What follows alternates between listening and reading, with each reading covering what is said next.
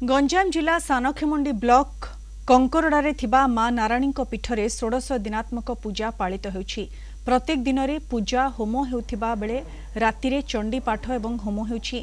प्राय 300 वर्षर ऊर्ध्व ଏହି पुरातन मंदिर रे लागिछि भक्तंक भिड़। मां नारायणी पार्श्वे गजाननक विग्रह रहिछि। एका संगरे पूजा पाइथांती नारायणी और गजानन, जहाँकि ओडिशार कौनसी मंदिर रे देखा जाए नहीं। यही 16 पूजा आमर जो पूजा चले से पूजा प्रतिदिन माने कर्ता मानकर माने श्रद्धा भक्ति हिसाब से पूजा दिंती से पूजा सकाळू आरंभ करी राति पर्यंत पूजा चले, जोटा कि आमर सूर्य पूजा आरंभ करी राति जो आमर जो चंडी होम हुए से समय पर्यंत माने पूजा चली थाए। आउ विभिन्न प्रकार भक्तंकर ये आस्था और विश्वास अच्छी, जोटा कि मांकर ठारे जो ये पूजा कि माने जो मानसिक रखिले से मनस्कामना पूर्ण हुए से हिसाब से माने पूजा रखापी भक्त मैंने ये आग्रह प्रकाश कर आसता। सातटा बेलू आम मंगला आरती सरिकी बालभोग कर मंदिर पौड़ कराए अध घंटा काले। तापर आउ थे 8टार माँ चुली लगे, चुली लगे पर भात डालमा भजा रोषे हुए। ठीक 10टा अधे भोग लगे 11टार माँ पौड़।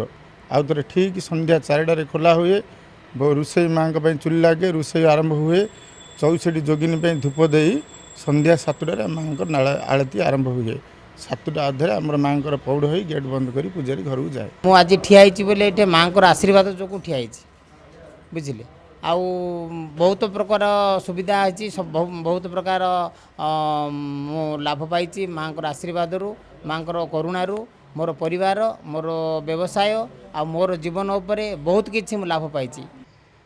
वर्तमान बहु प्राचीन कालरू भगवती माँ नारायणी तत्सहित भगवान गणेशंकर विराजमान होई अछंती।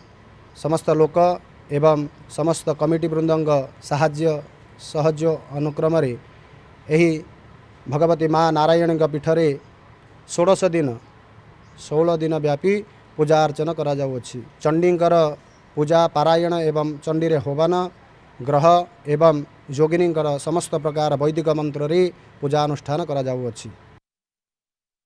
माँ को उपरे गभीर विश्वास रही सानखेमुंडी अंचल कहीं गंजाम जिले में अनेक भक्तों से तो 16 दिनात्मक पूजा भक्त मैंने आसती एवं माँ को आशीर्वाद कामना करती। गंजाम जिला सानखेमुंडी ब्लॉक कंकरडा पीठ रवींद्र डाकुआ, कलिंग टीवी।